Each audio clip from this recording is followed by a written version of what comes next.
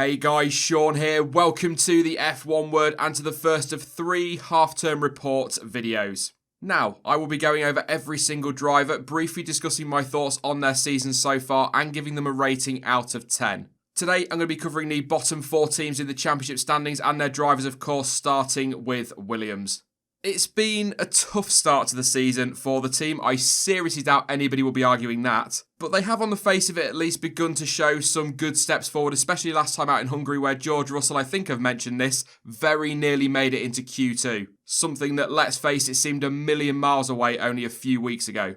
They do also have a point on the board thanks to Robert Kubica, and yes, I know, also thanks to the post-race penalties for the Alfas. But at the end of the day, a point is a point and it was a mini victory for the team. As I do keep saying, though, there is still a very long way to go for Williams if they want to be consistently challenging those ahead, but they've made some good steps forward. Also, by the way, it should be noted that they are still the only team with a 100% finishing record so far in 2019. So if nothing else, that car is reliable. As for the drivers, Russell has been a bit of a surprise for me actually so far this season, I'm not going to lie. I mean, I expected that he would be solid in his first season, but he really has gone out and delivered for that team, well, as much as he can in that car anyway. And I really do feel like he's exceeded expectations, certainly mine anyway. Yeah, of course, he won the F2 title, but that doesn't guarantee a driver will deliver in F1, as we've seen so many times. But he has consistently outpaced his teammate, has already won the qualifying battle for 2019, and the team themselves are extremely happy with how he is performing, with Claire Williams saying that she believes he has the makings of a future world champion. Maybe a little bit too soon for that kind of talk in my view, but he's certainly impressed, and there's no denying that he's got tons of potential. As for a score out of 10, it is really tough. I was saying in the live stream on Monday, it's tough to gauge the Williams drivers because they are really only up against each other. So I'd say a 7, maybe actually no, a 7.5 I think will be fairer. I don't think he's as high as an 8, but he has been properly good this year. So yeah, 7.5 seems about right for me. It was a fairy tale return to the sport for Robert Kubica, a truly awesome comeback story. However, his season has not lived up to that hype, I suppose. As I mentioned when talking about Russell there, he has been well beaten by his teammate and has found himself cut adrift from the rest of the field, including Russell, on more than just a few occasions this season. Now, I will mention this, there are rumours and theories doing the rounds about how equal those cars actually are, but I don't buy fully into all of that. Does Russell get upgrades before Kubica? Probably, but George has been the better of the 2 drivers this year, pretty comfortably, and that's very much the standard in Formula 1, the number 1 driver gets the upgrades first. But is that car as different as some are making out? No, I'm not totally sold on that at all. One massive positive for Kubica this year is that he does have the team's only point, and although going back to what I said at the start, it did come thanks to those penalties for the 2 Alfas, ultimately he finished ahead of Russell, didn't make any mistakes and put himself in that position to capitalise on the luck when it fell his way. So absolutely credit where credit is due. Overall, though, not a good year for Kubica, and when it comes to his rating, I really want to go higher because we all know that car is not good. But whatever you believe about how equal those cars are, he has been absolutely battered by Russell. But again, flipping it around again, when it mattered, he was there to grab a point. So, I don't know really, I can't honestly say I think he's been bang on average, but he's not been that far below it in what has been an absolutely shocking car. So yeah, I'll go 4.5 out of 10. Maybe a little bit of that is heart over head. On to Haas then, and what an absolute shocker it's been for them so far this season. I mean, the car clearly has pace, that has been evidenced by some of their qualifying performances, but they've been struggling to understand the car as a whole, the tyres especially, and as a result we've seen the car almost fall off a cliff on a Sunday in terms of its pace. It's been bizarre. Add to that the fact that they have 2 drivers who seem intent on colliding with each other. It just has not been the season that I expected them to have. If I was to sum up their first 12 races, I'd probably say miserable and frustrating.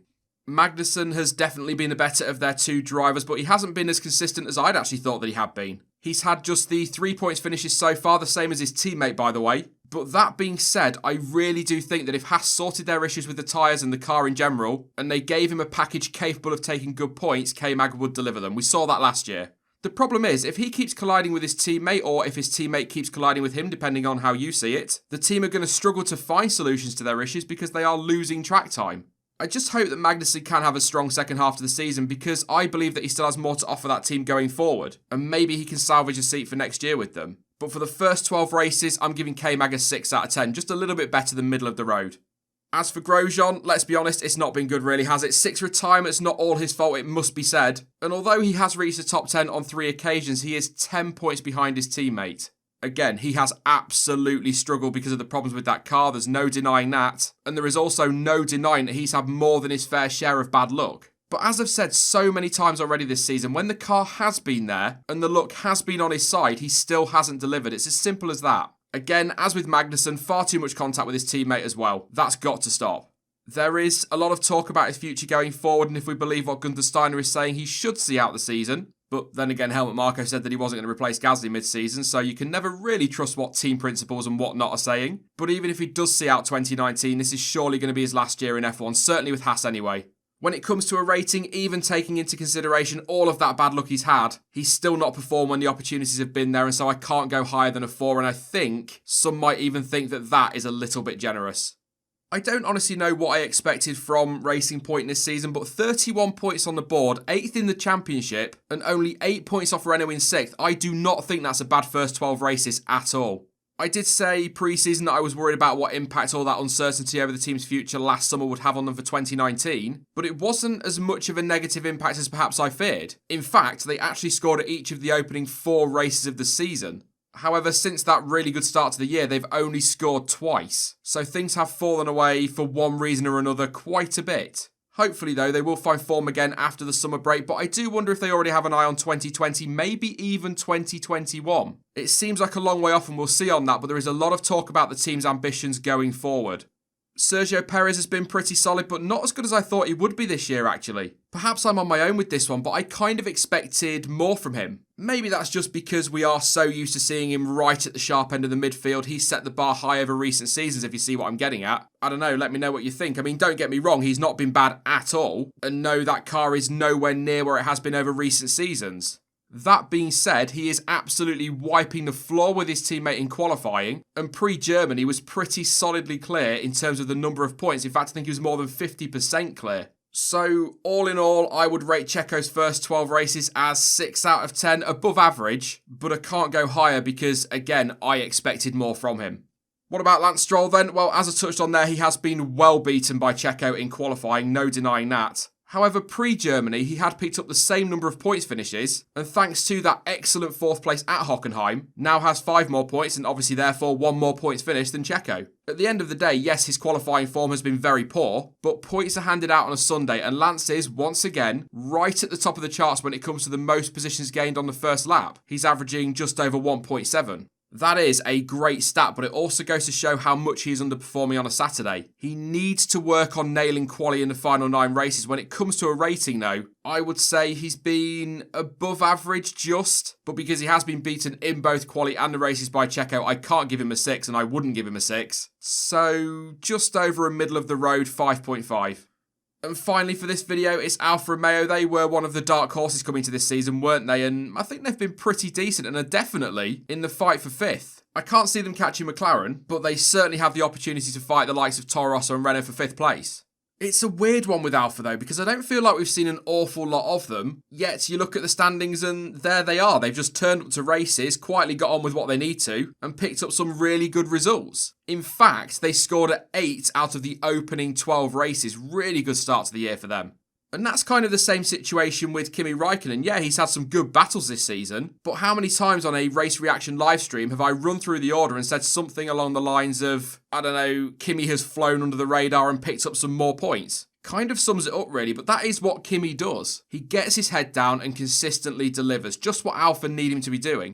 As expected, really, he has been the better of the 2 drivers in terms of qualifying and race pace, and I do believe he is extracting the absolute maximum from that car, perhaps even making it look better than it actually is. And for all of that, it's got to be a rating of 8 out of 10 for Kimi for me. As for his teammate, I do think that Giovinazzi is getting a bit of a hard time from some people. Has he been amazing? No, absolutely not. But he's not been as bad as some are making out. Don't forget, he's up against a massively experienced world champion in Kimi Räikkönen, and he was never going to get anywhere near beating him. He wasn't expected to, and let's not forget it is his first full season in F1. He has been pretty close though when it comes to the average gap in quali, around half a tenth off Kimi, and that is not bad at all. In fact, that's seriously good considering, once again, that he's up against a hugely experienced driver. But as I said about Stroll earlier, points are handed out on a Sunday, and that is where he has really struggled. That being said, he has shown a lot of improvement over the last few races. Again, he's not been sensational or anything like that, but he's been okay, and there is still plenty of opportunity for more improvement over the rest of the season. So I am going to rate him right down the middle as average, 5 out of 10. But it's his race performances that are dragging him down. I do think, though, he will have a decent final 9 races and will probably keep hold of that seat for 2020. That is it then for the first part of this mini-series, I guess. And as ever, they were just a few of my thoughts and my opinions, but what are yours? You can, of course, let me know your ratings and your views down in the comment section below. Now, I will be back soon with more content as ever, but in the meantime, don't forget that you can follow me on social media, and all of the links you need for that are in the description down below. But as ever, thank you for watching. I've been Sean, this has been the F1 Word, and until next time, goodbye.